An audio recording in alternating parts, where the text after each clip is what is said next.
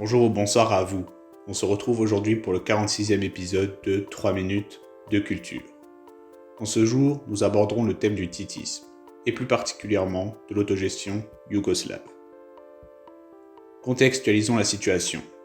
La Yougoslavie de Tito, la Yougoslavie communiste, est créée le 29 novembre 1945, à la suite de la Seconde Guerre mondiale. S'ensuit 3 ans de stalinisme, pur et dur, avant la rupture Tito-Staline en 1948. À cause de querelles sur la fondation de Ligue balkanique sous direction yougoslave et implicitement parce que Staline voyait que son hégémonie sur le monde communiste pouvait être déstabilisée par Josip Broz Tito, dirigeant yougoslave entre 1945 et 1980. Après 1948, Tito, pour renforcer encore plus son pouvoir, fait de la nationalisation et de la planification économique ses priorités, jusqu'à fin 1950. Voyant que cela ne porte pas ses fruits, ne fonctionne pas vraiment, et que son pouvoir se délégitimise, il met en avant un nouveau système de production, une nouvelle organisation de la production, avec l'aide du politique d'origine slovène Eduard Kardelj. Le pragmatique Tito, donc, cherche en 1950 à construire sa propre voie dans le communisme, avec son idéologie titiste, dont découle l'autogestion. L'autogestion, en gros, c'est quoi ? C'est lorsque les moyens de production, la gestion, l'organisation, sont pris en main par les travailleurs eux-mêmes. Mais alors, comment se traduisait l'autogestion en Yougoslavie ? En premier lieu, la première autogestion, celle qui est le symbole de la prospérité yougoslave, était mise sous la contrainte de la planification et la direction de l'entreprise était faite par un directeur nommé lui-même par le parti communiste, en place, uniparti. Les travailleurs se contentaient juste de conseils pour partager leurs idées, émettre leurs requêtes. Et le directeur tranchait, décidait. La bureaucratie était tout de même bien mise à l'écart. La deuxième, entre 1965 et 1971, fut celle décrite comme socialisme de marché, plus ouverte.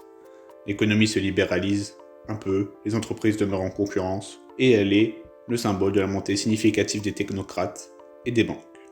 Ensuite, la dernière, entre 1971 et 1980, fut un arrêt du socialisme de marché, qui dut faire face à quelques crises, comme nationale, économique et politique, avec notamment le printemps croate en 1971, qui découleront en 1974 sur une nouvelle constitution. Mais bon, cette période était aussi le symbole de l'émergence de plus d'exportations ou encore plus d'investissements étrangers. Par exemple, Renault acquérit des parts dans une usine automobile à Novo Mesto en Slovénie. Aujourd'hui, elle en est la totale propriétaire. Et par exemple, en termes d'exportation, dans les années 80, donc qui s'en suivirent, la Yugo était vendue même, la voiture Yugo était vendue même aux États-Unis. Mais la question est, pourquoi Tito a-t-il mis en place un système autogéré ? Au départ, cela a été pour fédérer le peuple autour de lui, pour contrer les menaces venues de l'extérieur, de ses frontières, dues à son schisme. À la fois aussi pour montrer un visage différent du socialisme soviétique, se démarquer, et montrer aux Occidentaux qu'il était ouvert et entre guillemets non méchant. Car, grâce à son autogestion, il y a une certaine démocratisation du système, donc une approche de valeurs occidentales, et donc un socialisme plus humain, car cela donnait des responsabilités et fait valoir à l'individu une certaine valeur, lui donne de la motivation et de la considération, donc un peu plus d'humanisme. Donc, pour jouer son fameux double jeu, c'était idéal. Son fameux double jeu Est-Ouest. Cela lui donnait aussi une certaine notoriété, au vu de son régime original.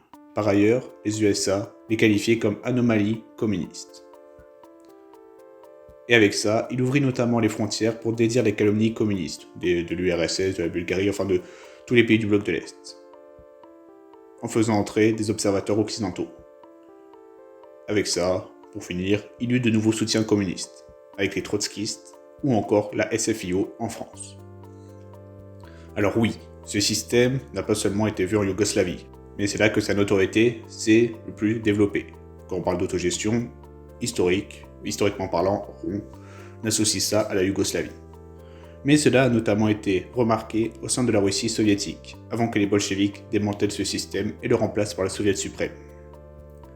Il a été vu aussi de façon fugace, lors de la guerre civile espagnole, dans des groupuscules à orientation anarchiste, avec des parcelles agricoles et industrielles autogérées avant d'être attaquées par encore les bolcheviks. Alors pourquoi ce système utopique où le peuple, les travailleurs, les ouvriers seraient eux-mêmes aptes à diriger et profiter de sa production n'a-t-il jamais vraiment vu le jour? Mis à part les déclarations infondées comme quoi les ouvriers sont incapables de gérer la complexité du fonctionnement d'une grosse entreprise et qu'ils en tireront que par leur égoïsme un gain à court terme fugace, qui peut être retourné dans l'autre sens pour les financiers, il y a la réalité. L'autogestion n'est pas acceptée car elle menace la structure même du pouvoir, la hiérarchie existante. Et c'est pourquoi les soviétiques n'envisagèrent jamais de la tester. Abonne-toi.